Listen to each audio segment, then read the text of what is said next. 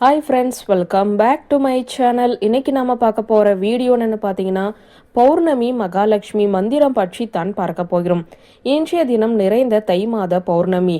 தை மாதத்தில் ஒரு நாள் கூட நீங்கள் அம்பாள் கோவிலுக்கு செல்லவில்லை, உங்கள் ஊர் மாரியம்மன் கோவிலுக்கு செல்லவில்லை, உங்கள் ஊர் எல்லை தெய்வத்தை காண செல்லவில்லை என்றால் இன்றைய தினம் கட்டாயமாக அந்த கோவிலுக்கு சென்று குடும்ப நலனுக்காக சின்னதாக ஒரு பிரார்த்தனை செய்யுங்கள். தேங்காய் உடைத்து உங்கள் குடும்ப பெயர்களை எல்லாம் சொல்லி அர்ச்சனை செய்யுங்கள். இந்த வழிபாடு இந்த வருடம் முழுவதும் உங்களுடைய குடும்பத்திற்கு சுபிட்சத்தை கொடுக்கும். முடிந்தவர்கள், வாய்ப்பு இருக்கிறது என்பவர்கள் குலதெய்வ வழிபாட்டையும் இன்றைய தினம் செய்யலாம். குலதெய்வத்தின் பரிபூரண அருள் உங்களுக்கு கிடைக்கும். வீட்டில் தடைப்பட்டு வந்த சுப காரியங்கள் மீண்டும் நடக்க துவங்கும். இன்றைய தினம் அவ்வளவு அதி அற்புதமான நாள். அம்பாள் வழிபாடு செய்ய யாரும் தவறவே கூடாது. குறிப்பாக வீட்டில் இருக்கும் பெண்கள் இன்றைய தினம் அம்பாள் வழிபாடு செய்ய வேண்டும். அம்பாளின் அருளாசி கிடைக்க, தாயாரின் அருளாசி கிடைக்க, மகாலட்சுமியின் அருளாசி கிடைக்க, சிவன் விஷ்ணுவின் அருளாசி கிடைக்க நாம் செய்ய வேண்டிய எளிமையான ஒரு ஆன்மீகம் சார்ந்த பரிகாரத்தையும் ஒரு மந்திரத்தையும் தான் இப்போது நாம் பார்க்க போகிறோம். பிப்ரவரி மாதம் 12ஆம் தேதி தை 30ஆம் தேதி இன்றைய தினம் பௌர்ணமி திதி.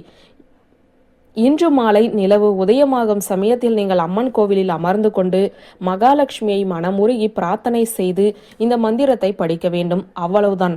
பண பிரச்சனை எல்லாம் ஒரு முடிவுக்கு வந்துவிடும். கடன் சுமை எல்லாம் குறையும். வீட்டில் வருமானம் பல மடங்கு பெருகும். நாம் எல்லோருமே சாமி கும்பிடுவது குடும்ப நலனுக்காகத்தான். அதிலும் குறிப்பாக பண பிரச்சனைக்காகத்தானே. அதை சரி செய்யத்தான் இந்த மந்திரமும் இந்த வழிபாடும்.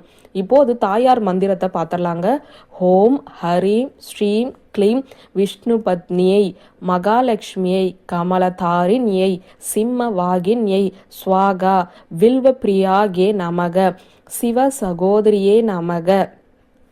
விஷ்ணுவின் மனைவியான மகாலட்சுமி தாயார், சிவபெருமானின் சகோதரியின் மகாலட்சுமி தாயாரையும் நினைத்து அம்பாள் கோவிலில் இந்த மந்திரத்தை சொல்பவர்களுடைய வாழ்வில் நிச்சயம் கஷ்டமே வராது.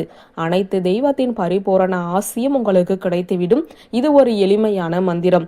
அதிலும் பௌர்ணமி நாளில் இந்த மந்திரத்தை உச்சரிப்பது அதிக அற்புதம் வாய்ந்த பலனை தரும்.